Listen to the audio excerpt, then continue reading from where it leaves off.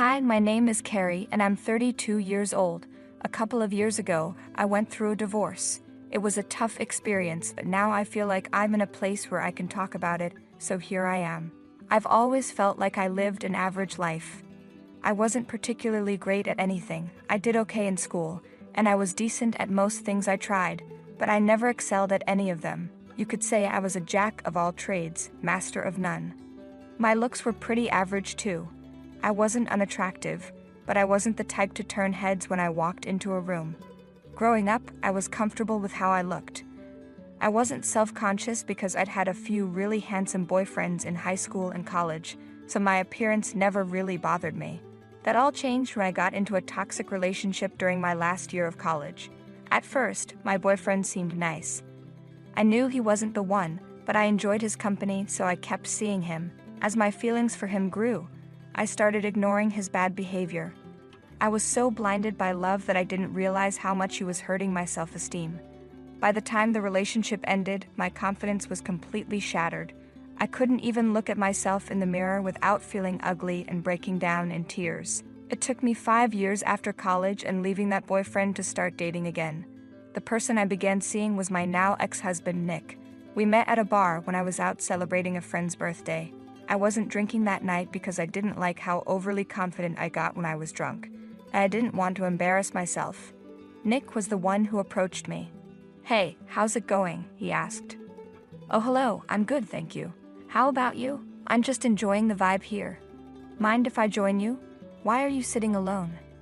I needed a break from all the dancing. We're celebrating a friend's birthday. It looks like they're having a blast. They really are. They're all single, by the way, if you're interested. Why go to them when I'm already talking to the most beautiful girl in the world? You must need glasses if you're talking about me. My eyesight's fine. I could have talked to them, but I chose you. Oh. How about this?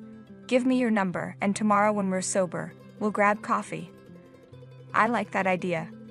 We exchanged phone numbers and continued chatting until Nick had to leave for work the next day.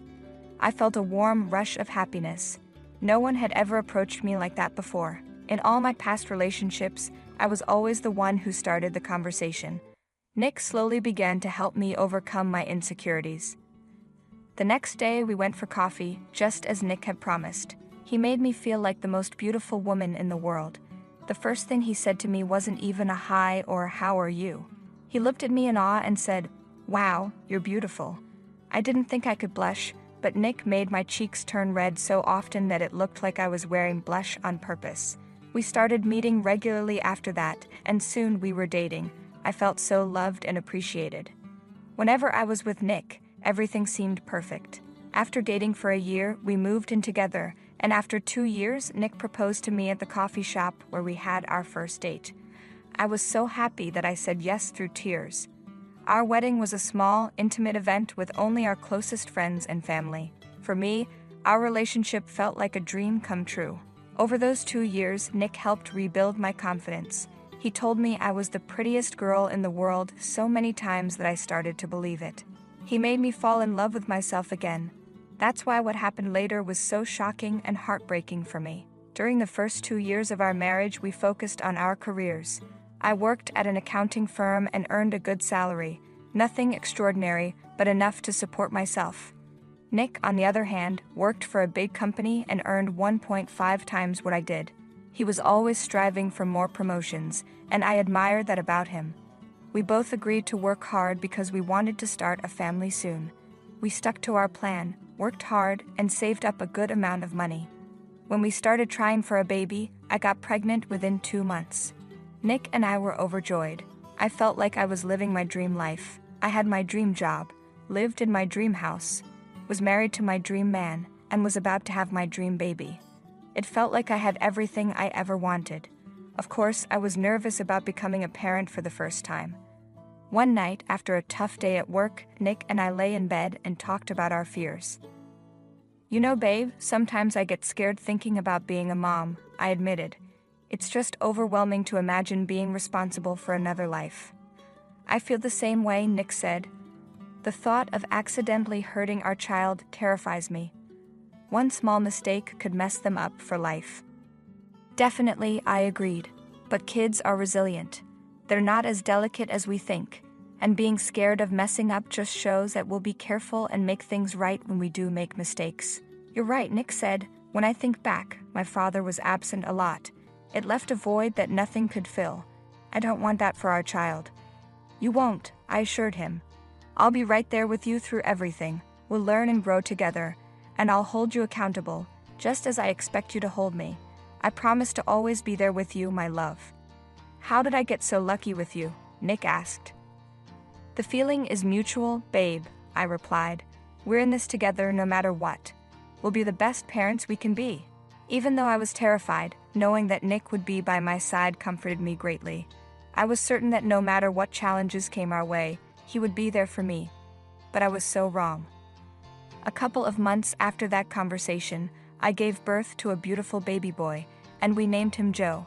The first few weeks with Joe were incredibly hard.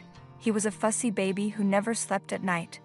Nick and I took turns staying awake, and the lack of sleep started to wear us both down. We became cranky and irritable.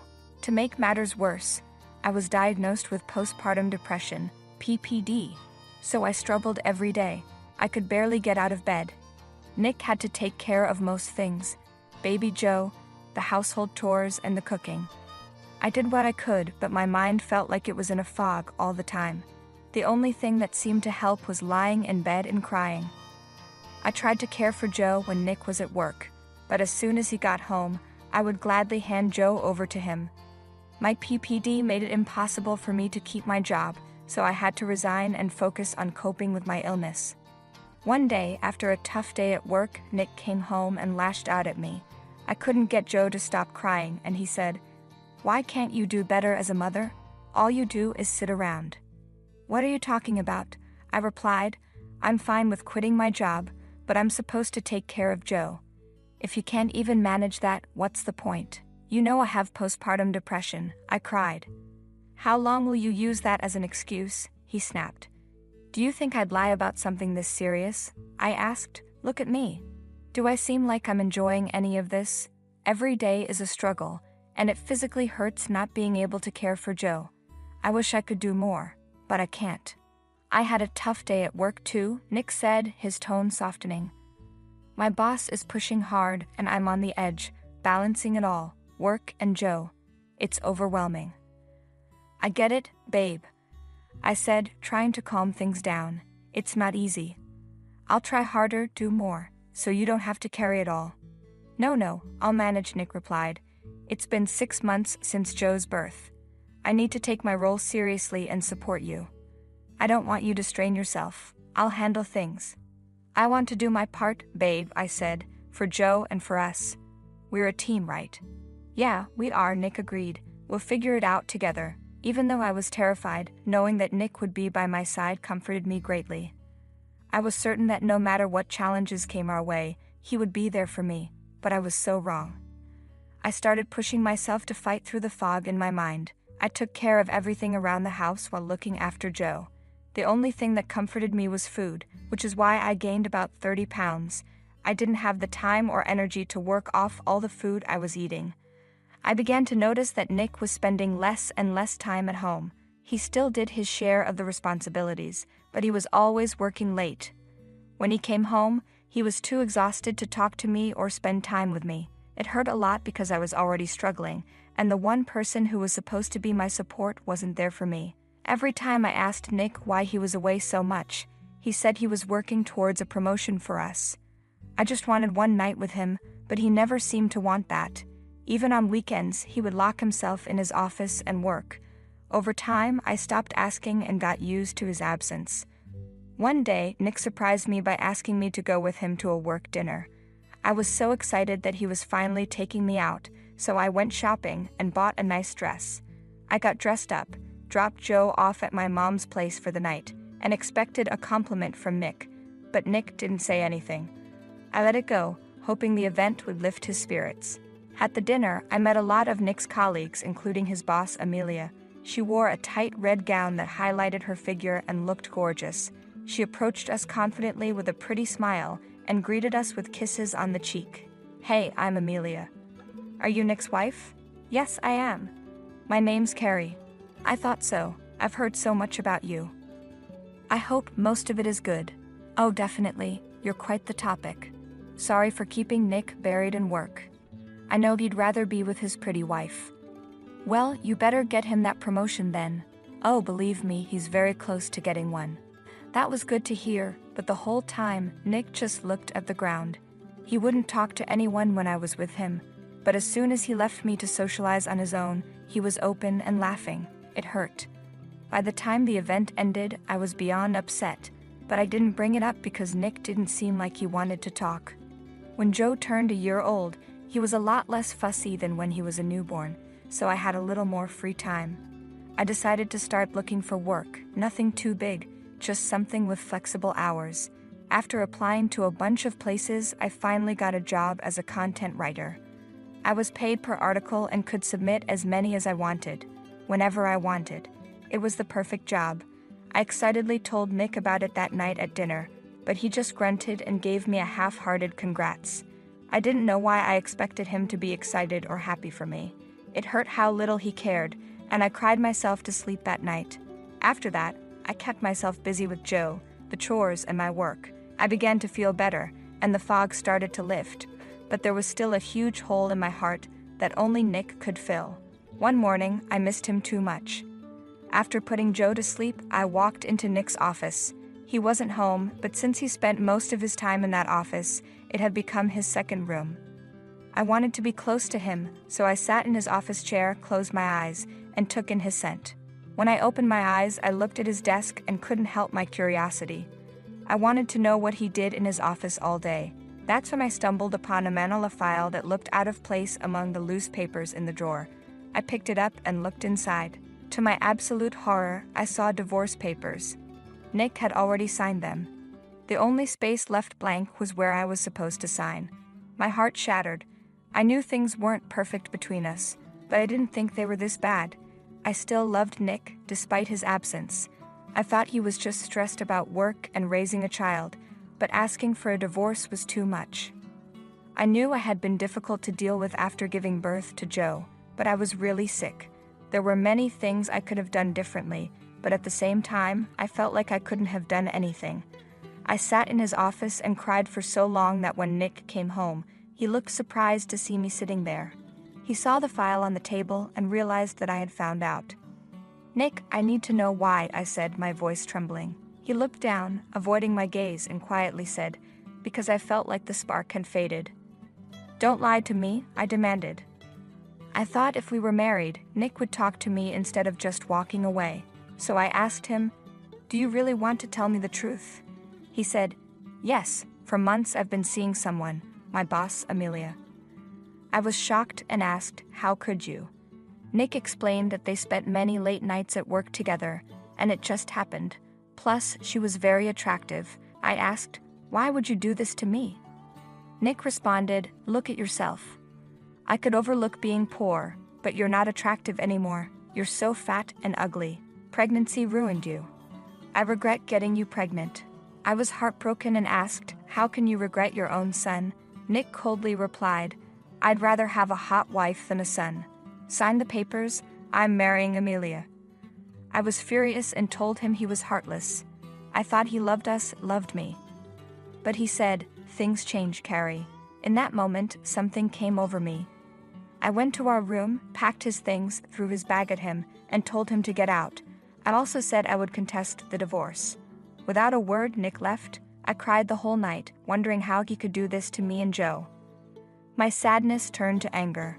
I wondered if Nick and Amelia had been having an affair when I went to that business dinner party. Is that what she meant when she said he would get a promotion? I wanted to break something, but instead took deep breaths, pulled out my laptop, and looked up Amelia. I found out she was married too. I didn't have proof, but I messaged her husband on Facebook, telling him what I found out. I hoped something would happen and that Nick and Amelia would face consequences. The next morning, I forced myself not to look at my phone and focused on taking care of Joe and working. I needed to earn money to afford a lawyer. In the afternoon, I had a visitor. Amelia's husband, Jerry. He looked like he hadn't slept. He awkwardly asked if he could come in, and I let him. We sat in the living room, and he asked how I was holding up. I said I was okay, just trying to wrap my head around everything. Jerry said, "Yeah, I know what you mean. This whole situation is a mess. So why did you come over?" He explained that after my text, he and Amelia had a massive fight. He came over partly to get out of his place and partly to suggest that we get revenge on them together. Revenge? I asked. Jerry explained. They both hurt us deeply. Maybe we can give them a taste of their own medicine. I agree, saying Nick not only betrayed me, but he also hurt our son. I'm with you on that. They need to understand the pain they caused. So we started planning. Jerry knew people in high positions at Amelia and Nick's company. He was the one who recommended Amelia for the job in the first place. Meanwhile, we tried to collect evidence of the affair. Jerry had access to all of Amelia's messages because her phone was synced with their iPad. He also helped me get a great lawyer. The next few weeks were hectic. We went to court for the divorce. Thanks to my lawyer, who presented a strong case of neglect, I had the judge's favor. During the trial, Jerry and I moved to the next phase of our plan. He contacted his friends at the company and informed them of Amelia's misconduct. Within a few days, both Nick and Amelia were fired. With proof of Nick's neglect and his unemployment, I won the case and got full custody of Joe. I also got more than half of our marital assets, making me financially stable. Nick and Amelia found out what Jerry and I had done, and they tried to contact us, leaving messages and emails, but we ignored them. Jerry and I started hanging out a lot after this ordeal, bonding over our heartbreak and betrayal. Eventually, we realized we have feelings for each other. Nick's constant neglect made me lose my love for him, and his actions sealed the deal. Jerry and I started dating a year after everything happened, and we still are to this day. He's great with Joe and has accepted him as his own son. A year and a half after Jerry and I started dating, Nick reached out to me. He had stopped trying to contact me 2 months after the court hearing since I never replied. He asked if we could meet at a cafe near my place. After discussing it with Jerry, I agreed. When I saw Nick, he looked haggard, like he hadn't been sleeping or eating. I have to admit, it felt satisfying to see him like that. He asked, "What's up?" "Make it quick. Jerry's waiting for me outside." "Jerry, why is he waiting for you?" he asked. "Oh, we're together," I replied. Nick got angry and said, "You got mad at me for sleeping with my boss, and here you are sleeping with her ex-husband." I calmly explained Jerry and I got together after what you, Amelia, did. Our relationship was completely over when Jerry and I started dating. It's very different from what you did. Is this why you called me? Nick looked embarrassed and said, "This is really embarrassing, but Amelia and I are pregnant and we're struggling a lot financially. It's putting a strain on our relationship. Do you think you could help me out a little?" I was shocked and replied, "Are you out of your mind? It's embarrassing that you're asking your ex-wife to lend you money to support your affair partner's baby. You're pathetic, Nick. Never contact me again." I couldn't believe his audacity. I walked out of that cafe with my head held high, feeling beyond satisfied.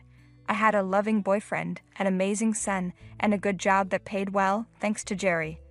I didn't know what happened to Nick and Amelia, and I didn't care. I was happy with my life and decided to put the past behind me. This whole experience prompted me to reinvent myself, and now I'm a completely different and better person. Thank you for listening to my story.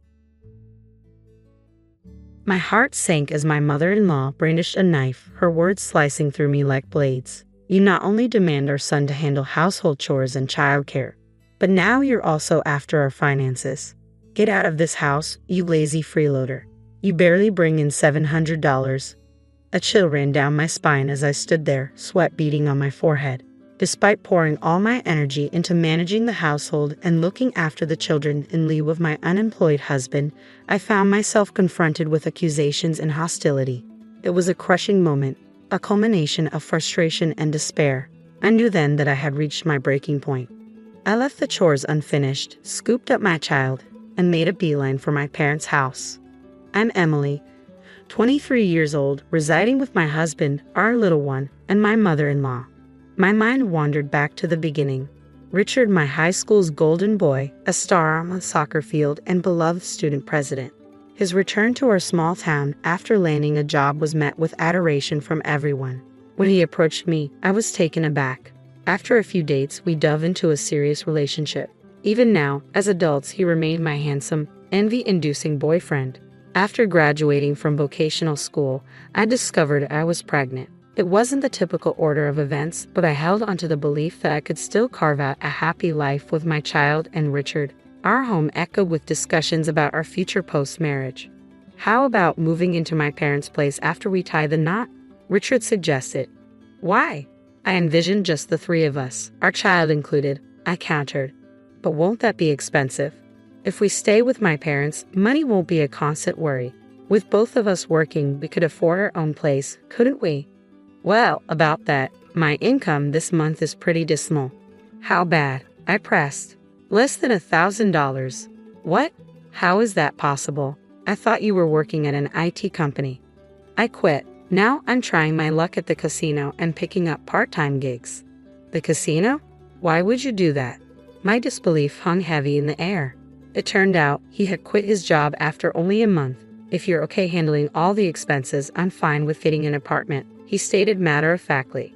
His detached demeanor left me feeling uneasy, questioning if I was the only one truly invested in our fresh start together. Sensing my apprehension, he grasped both of my hands firmly. It's just temporary until I secure another job. I'll make you happy, Emily. I'll take care of all the household chores and child rearing until then. Trusting in his assurances, we exchanged vows. Our journey together began in his parents' home. Following a safe delivery, I pledged to give my all for my son. Both Richard and my mother-in-law appeared content, and I eagerly anticipated our shared journey ahead. However, even after our son was born, Richard neglected his responsibilities, opting to spend his days at the casino. After the casino again, what about helping with the household chores and caring for our child? I confronted him about his broken promise. Don't you dare tell me what to do. Richard's sudden outburst caught me off guard. Perplexed by the sudden tension, my mother-in-law intervened, drawn by the commotion. What's all this noise? It's just that I'm overwhelmed with work, and she's asking for assistance with chores and childcare, I explained. What? That's a wife's duty. My mother-in-law's response left me stunned. Richard hadn't informed his mother about quitting his job. Instead, he painted me as an unreasonable wife, burdening him with household chores and childcare. Initially, my mother-in-law, who had been kind, grew to resent me after buying into Richard's narrative. Despite his sporadic part-time work and frequent trips to the casino, where he barely earned $700, Richard persisted in his fruitless attempts to double his earnings, often losing everything. I shouldered the majority of our living expenses, which made our lives increasingly challenging. Unable to bear the financial strain any longer, I reluctantly re-entered the workforce. After dropping off our son at the child care center, I was fortunate to secure a job as a dental hygienist rather swiftly. However, upon returning home each evening, I was greeted by my mother-in-law's tirades. What time do you call this? This isn't playtime. You're a parent, yet all you do is gallivant around. Get dinner started now. In her frustration, she slammed the newspaper she was holding onto the floor, a common occurrence whenever she was upset. My mother-in-law had a volatile temperament, her mood shifting at the slightest provocation. The unpredictability of her reactions left me feeling powerless. Juggling the responsibilities of caring for my young son, working and managing household chores left me mentally and physically drained. Unable to endure it any longer, I resolved to confront Richard once again. I intercepted him early in the morning before he headed out to the casino. Listen, I've reached my breaking point. Can't you lend a hand with our child, even just a little? What? Like I said, I'm swamped. I'm gearing up to find a new job. You get that, right? Or would you prefer I stayed unemployed forever? Imagine the father of your child, Douglas. If you're not happy, just follow orders. But we're barely getting by as it is. I'm covering all our food expenses with my savings, you know. Have you any idea how costly diapers are? You claim to be earning at the casino, yet you never contribute any money. Most of our living expenses were covered by my earnings. Initially, my mother-in-law handled the utility bills, but recently she began requesting $500 per month, forcing me to dip into my savings. Even our grocery bills were eating away at my dwindling funds, leaving me with little left. All I had to rely on was money I had saved from a part-time job during my student days. Enough. How dare you talk back to me? After all, you're the one who moved into my house. Richard, typically gentle, underwent a stark transformation when money or casino matters were involved. His outburst drew my mother-in-law into the room. "What's all this now? Is your wife causing trouble again?" she interjected. "Yeah, she is. She's insisting I do housework, look after the child, and foot the living expenses. And on top of that, What audacity you have, Richard. You ought to be heading to work." "Thanks, I'll handle it from here," Richard declared loudly as he stepped outside. Mother-in-law's eyes narrowed. "You've got some nerve, burdening us with childcare and household chores while demanding money. It's disgraceful." "It's not like that. I'm not making demands. It's just that without a little assistance, life is incredibly challenging. Perhaps you're not managing it well. Are you being careless with money?" Mother-in-law seemed oblivious to the reality. She had no idea that her own son was unemployed and spending all his time at the casino. I had been instructed to stay silent, but I was at my wits' end. "Do you know that Richard isn't bringing in a single cent? He's unemployed because he quit his job." "What are you implying?" "Richard has always been outstanding. Yes, he may have stumbled with his college entrance exams, but he landed a job at a reputable company afterward. He quit that job after just a month. Now, he's always at the casino. I can't sustain us on my savings alone."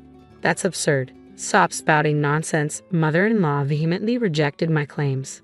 Her son, who had always been a star in sports and academics, was her pride and joy. The idea that he was now unemployed and squandering his time at the casino was too much for her to accept. Her face flushed with anger, mother-in-law stormed out of the room. When she returned with deliberate steps, I was taken aback to find her wielding a knife. "What are you intending to do?" "Please put it down," I pleaded, edging away while cradling my son. Mother-in-law closed in slowly, the blade held menacingly aloft. With a chilling precision, she brought the tip of the knife to my throat. "Enough of your insults toward my son. Having a wife like you is dragging Richard down. You're a lazy leech, surviving on a measly 70,000. Leave this house." Her harsh words sent shivers down my spine. Any sudden move could endanger my son. Seeing my silence and the fear etched on my face, mother-in-law seemed satisfied and lowered the knife. "But you understand, there's no place for parasites like you. Just keep quiet and tend to your chores," she spat before retreating to her room. Relieved of the immediate threat, I crumpled to the floor, my son's sobs echoing in the tense air. I comforted him with gentle strokes on his back, but inside, a resolve solidified. We couldn't remain in this house any longer. The casual threat of a knife was unfathomable. She seemed devoid of humanity. I had been swayed by Richard's honeyed words until now. After each argument, I felt compelled to stand by him, believing he'd crumble without me. But I had reached my breaking point. Above all, my maternal instinct screamed to shield my sobbing son in my arms. This environment was no place to raise him. The decision was made. We would leave the next day. In the morning, my mother-in-law's stern voice pierced the air. "Emily, please prepare for my husband's memorial service next week. All our relatives will be attending, so ensure everything is flawless," she commanded before hurrying off to a neighbor's house, leaving no room for my response. The following week marked my father-in-law's memorial service. Richard and my mother-in-law were discussing arrangements for a lavish feast and reminiscing about him. I was tasked with all the preparations, but I found myself mentally checked out. As soon as Richard and my mother-in-law stepped out, I hastily gathered my belongings and fled from their house. I didn't have much, just my clothes, my son's toys, and diapers. When I arrived at my parents' house, they were taken aback. However, as I poured out my heart to them, my mother was moved to tears and enveloped me in a tight embrace. My typically composed father was visibly enraged and instructed me to rest. Later that evening, the phone rang. It was undoubtedly Richard, wondering why I hadn't returned to prepare dinner. I disregard the call and opt to block his number. The following day, mother-in-law and Richard arrived together at my parents' house, banging on the door in the early hours. Though my parents attempted to deter them, I insist they be allowed inside. As I swing the door open, they launch into a tirade immediately. "How could you vanish without a word? What kind of wife does that? Isn't it odd to disappear without a trace? Could you please lower your voices? You're disturbing the neighbors." I respond calmly, fighting the impulse to retort, "Who's the actual issue here?" Upon witnessing my firm stance, they attempt to seize me, but my father intervenes. "If you resort to violence, we'll call the authorities. Let's discuss this calmly inside first." With my parents by my side, I initiate the conversation with mother-in-law and Richard. "Why did you vanish without a word?" I was at my breaking point juggling childcare and my job, feeling utterly overwhelmed, yet you never offered a helping hand despite my pleas. Well, I was occupied as well. Occupied at the casino, as I've mentioned before. Our son doesn't frequent the casino. Stop spreading falsehoods, mother-in-law persisted, seemingly under the impression that Richard was still employed. It's understandable, considering what a dutiful son he's always been. She likely held onto that belief. Sometimes ignorance is a blessing. So, mother-in-law, where do you think Richard is currently employed? At a securities company. I've seen the job offer letter, remember? Well then, perhaps we should give them a call to confirm if Richard is still on their staff. That would settle the matter. Hold on a moment, Richard interjected, clearly flustered. What's the issue if I'm still employed there? It shouldn't be a problem. Well, that's I hesitated, noticing Richard's visible discomfort, then dialed the securities company's number on my phone. Switching the call to speaker mode, I ensured everyone could hear as I inquired about Richard's employment status. That individual resigned several years ago, if memory serves me correctly. He was with us for just about a month. The voice from the phone left mother-in-law speechless. Richard, now looking down, clenched his fists. Did you really quit? Why? I pressed. Because it was frustrating. Everything was just grunt work and the boss would yell at me for the smallest mistakes. It was harassment, Richard finally admitted. Why haven't you kept us informed about your activities since then? I've been actively searching for a job. For how long have you been on the hunt? It doesn't appear to be yielding any results. Can you provide a count of how many companies you've applied to so I can verify? Well, the job market isn't exactly overflowing with great opportunities. I'm waiting for the right fit to come along. You seem quite confident in your abilities. By the way, you're currently working part-time, correct? What was your income last month? 700. 700. Didn't you claim to mother-in-law that Emily could barely make 700 and couldn't fend for herself, so you were the sole provider? Apparently, he missiled mother-in-law, suggesting I wasn't bringing in anything, but the reality was quite different. As a dental hygienist, my salary isn't extravagant, but I was making at least $2,000. Upon learning the truth, mother-in-law flushed crimson with anger, shooting daggers at Richard. Faced with the reality, Richard erupted in fury. Why must you do this? This is all you're doing, making me appear foolish. His pride evidently wounded, he couldn't bear the humiliation, slamming his fists on the table in frustration. You shouldn't divulge such matters in public. It's defamation, I uttered in disbelief. If you wish to pursue legal action, feel free, but I'll counter with a lawsuit for your knife threat as well. And let's not forget, lawsuits come with a hefty price tag. Do you have the funds? Richard retorted, clicking his tongue in frustration. It was likely he had squandered all his earnings at the casino. Meanwhile, mother-in-law remained in shock upon discovering the truth about Richard's unemployment. I've laid it all out for her. I'm the sole earner covering all our living expenses. When Richard and I wed, he promised to manage household duties and childcare in lieu of my job. But once married, he failed to fulfill any of those obligations. That contradicts what I've been told. Mother-in-law seemed to blindly trust whatever Richard fed her, right? She became agitated when I requested assistance with chores and childcare. She even resorted to brandishing a knife, commanding me to keep quiet and attend to my housework. I could see my mother-in-law's complexion draining. Standing before my parents, being confronted for her misconduct, she appeared uneasy. Mother-in-law, you haven't contributed a dime to the household either.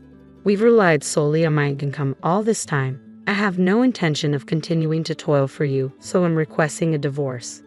Divorce? Hold on a moment. Don't just drop such bombshells out of nowhere. Yes, indeed. I'll pitch in as well, so please reconsider and return, they implored. No, thank you, I firmly reiterated, their surprise evident in widened eyes. It was likely a shock for them, accustomed to my usual compliance even amidst shouting or persistent pleas, to hear my unequivocal refusal this time. I refuse to live with someone who resorts to wielding a knife to assert dominance.